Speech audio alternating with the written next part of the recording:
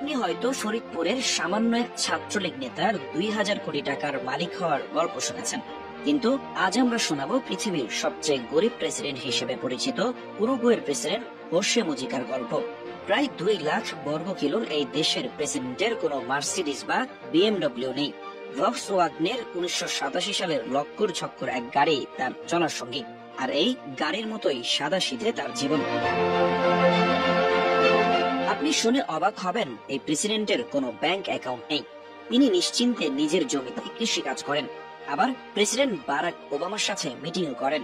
নিজেকে কৃষক হিসেবে পরিচয় দিতে স্বাচ্ছন্দ্য বোধ করেন, আবার প্রেসিডেন্ট হিসেবে জাতিসংঘে ভাষণও দেন। প্রেসিডেন্ট হিসেবে তার বেতন $12,000 বা 13 লাখ টাকা হলেও তিনি মাত্র $750 গ্রহণ করে বাকি সমুদয় অর্থ রাষ্ট্রীয় কোষাগারে দান করে দিতেন। তার সর্বোচ্চ দামি সম্পদ হচ্ছে 1987 সালে কেনা 2 লাখ টাকা দামের ভক্সওয়াগন একটা গাড়ি। এই গাড়িতে করে তিনি প্রেসিডেন্ট হিসেবে সফর করে থাকেন।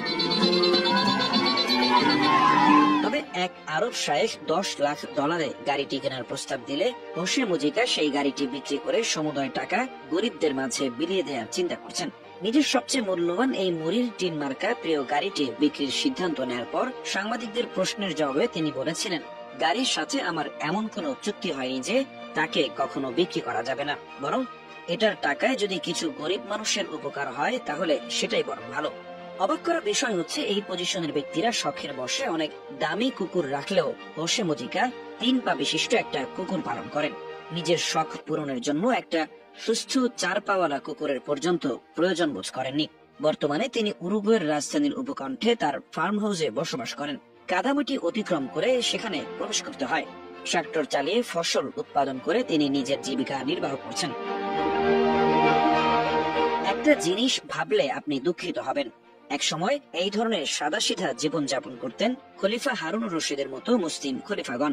কেউ টুপি সেলাই করে, কেউ কুরআন কপি করে নিজের খরচ চালাতেন, অথচ তাদের উত্তরসূরি হয়ে বর্তমানে আরব নেতারা ডুব দিয়েছে অকল্পনীয় বিলাসিতায়।